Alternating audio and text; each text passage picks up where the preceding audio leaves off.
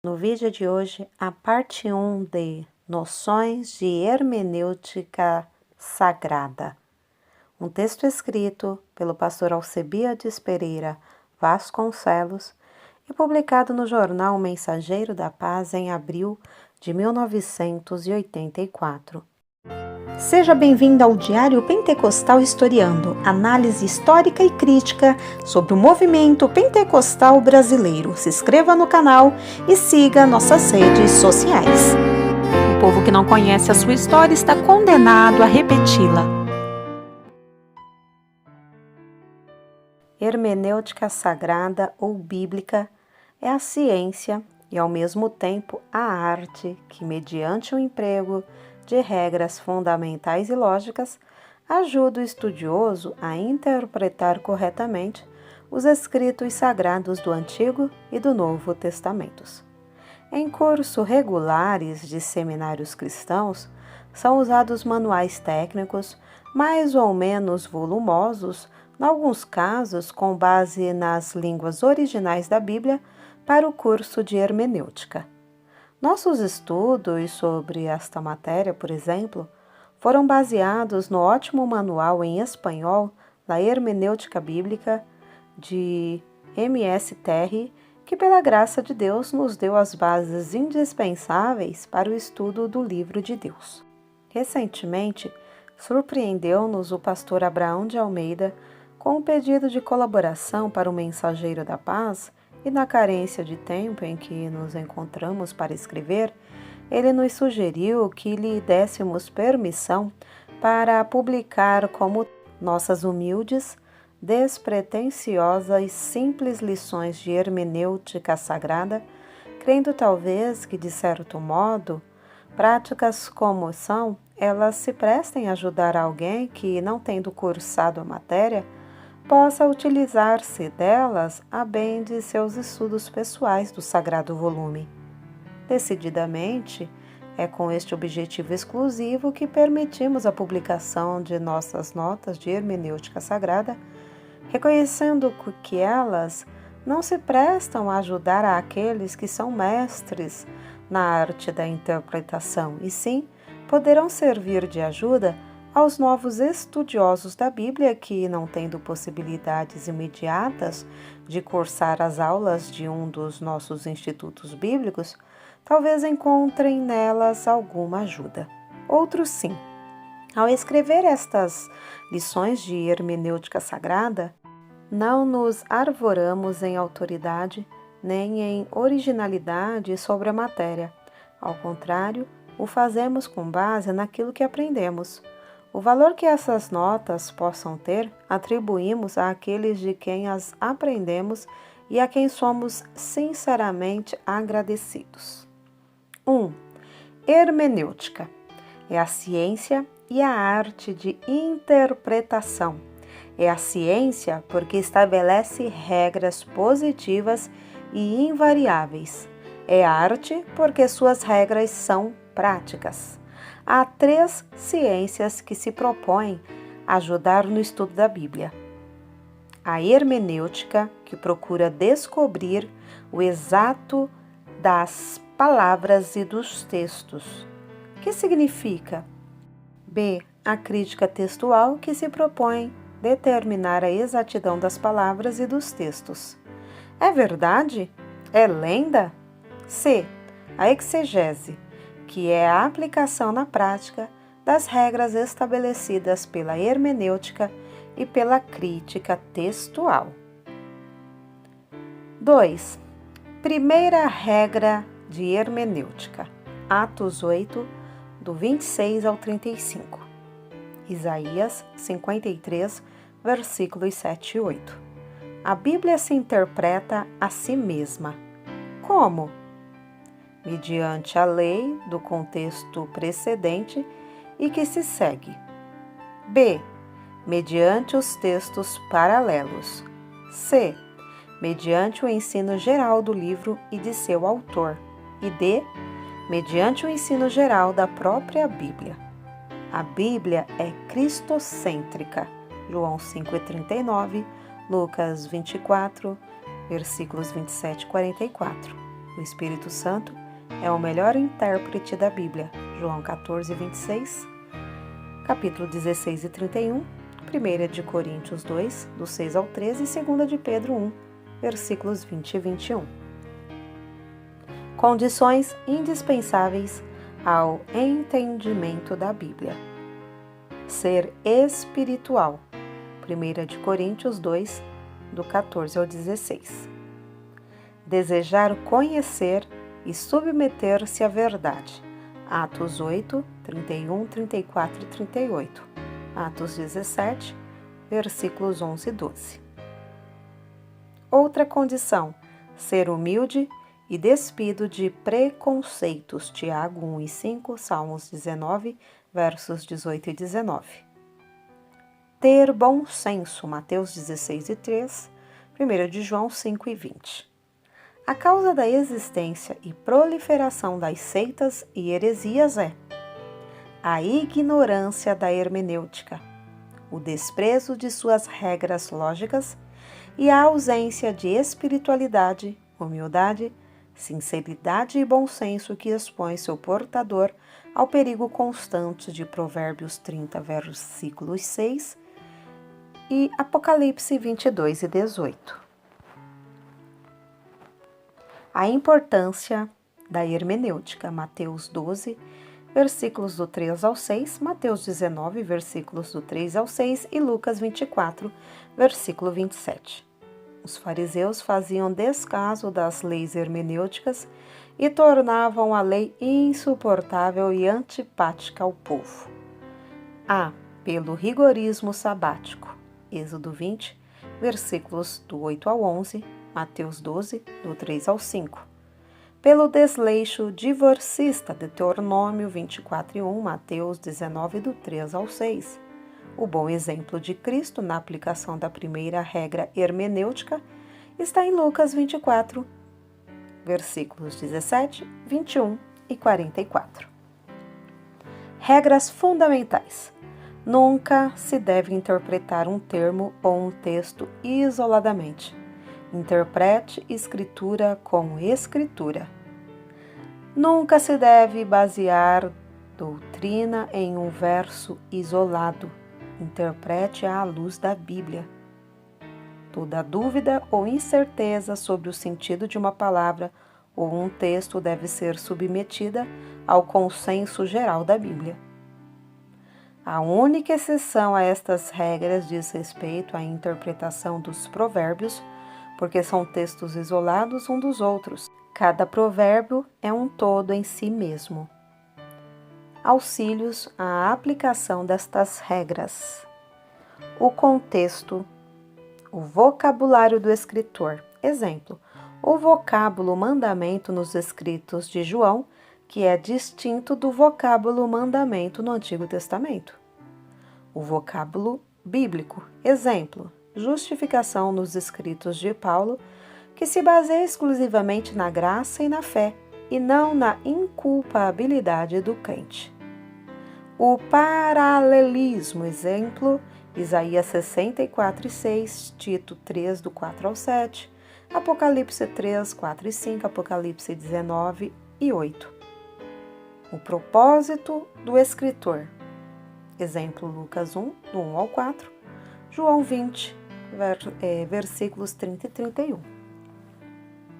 O valor prático destas regras. Contexto. Não há Deus. Salmos 14, 1.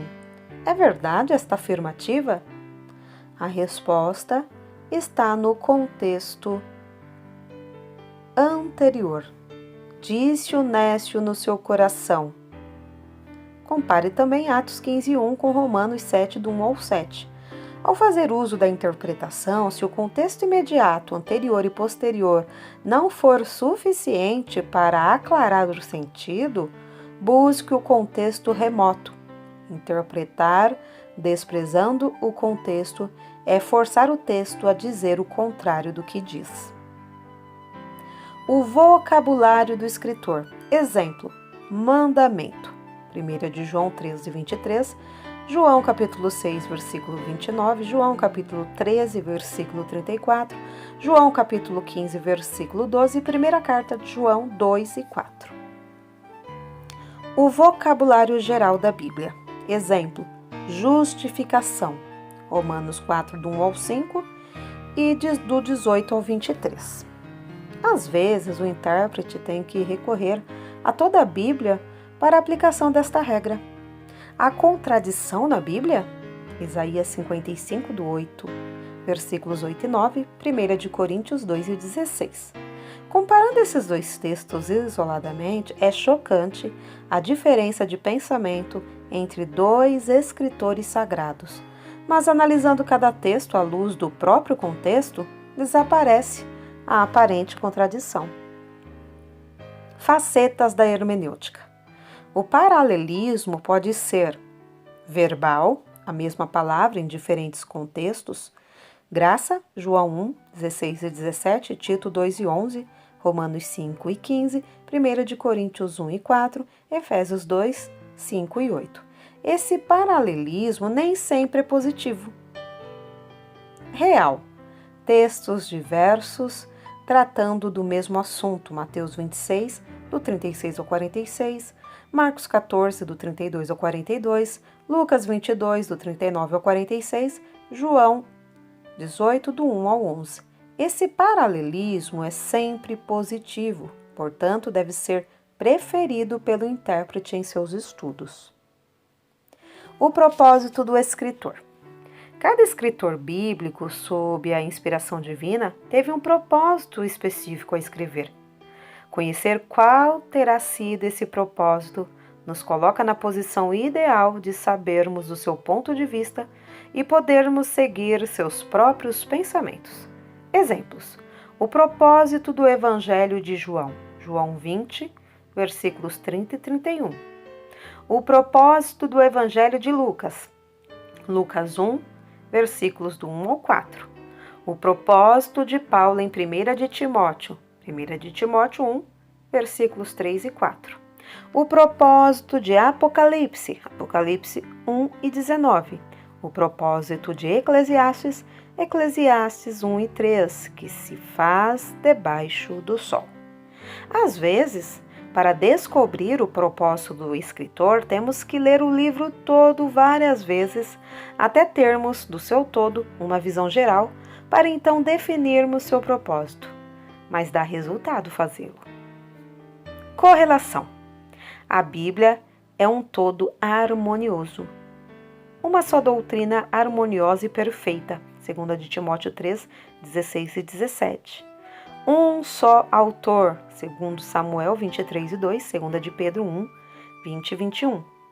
O Espírito Santo. Profecia, Zacarias 9 e 9. Cumprimento, Mateus 21 e 5. Tipo, Gênesis 22, do 6 ao 13. Realidade, João 19, versículos 17 e 18. Há verdades enunciadas em linguagem doutrinária, João 15, do 1 ao 8. Há verdades enunciadas em linguagem moral, Mateus 7, 12. E há verdades enunciadas em linguagem filosófica, Mateus capítulo 5, todo o capítulo.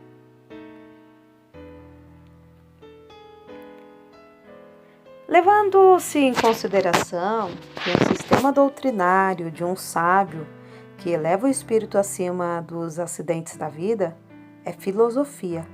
O Sermão do Monte é perfeita filosofia. Teste.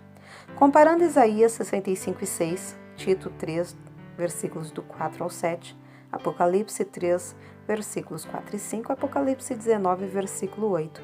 Que regra empregamos? Comparando João 14,6 com Lucas 15, do 3 ao 7, Lucas 8, versículo 10, Lucas 11, versículo 32. Que regra temos?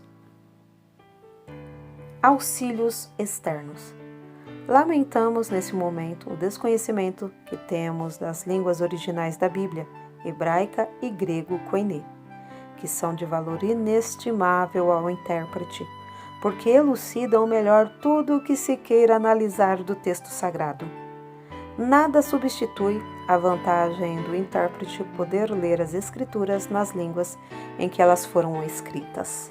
Analisando Marcos 15, 34 e 35, Atos 2, do 14 ao 36 e 2 Reis 17, versículos 26 ao 28, concluímos que os soldados romanos interpretaram errado as palavras de Jesus, Eloi, Eloi, lama sabachthani, e disseram: eis que ele chama por Elias. Quando ele perguntava: Deus meu, por que me desamparaste? Eles não conheciam que Jesus falava em aramaico. Portanto, regra 1. O intérprete deve conhecer as línguas originais. Pedro apelou aos conhecimentos que os judeus tinham dos fatos alusivos a Jesus e aos feitos notáveis. Regra 2. O intérprete deve conhecer a história antiga dos tempos dos povos egípcios, cananeus, judeus e do cristianismo primitivo. Os imigrantes assírios pensavam que sofriam por ignorar os costumes do novo país. Eles eram pagãos, idólatras e ligavam seus deuses às suas respectivas terras, achando que seus insucessos pessoais eram produto do castigo dos deuses. Isto posto, ao serem atacados por leões em Samaria, creram ser isto resultado de não saberem cultuar o Deus da terra, superstição consequente de não conhecerem as Escrituras e o verdadeiro Deus. Regra 3. O intérprete deve conhecer o mais e melhor possível os costumes das épocas em que foram escritos os livros da Bíblia. O auxílio das versões modernas.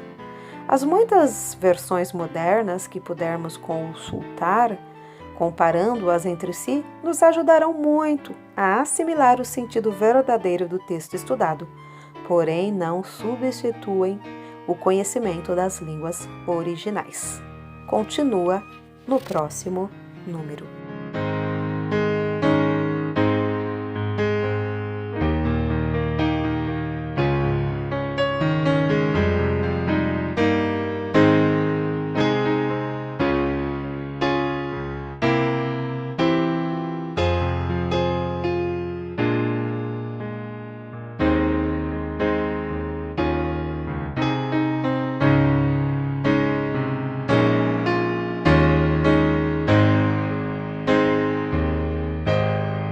Porque nada podemos contra a verdade, senão pela verdade. Segunda carta aos Coríntios 13:8. Se você gostou do conteúdo deste vídeo, se inscreva no canal, deixe o seu joinha, compartilhe e ative o sininho para receber do YouTube as notificações dos novos vídeos.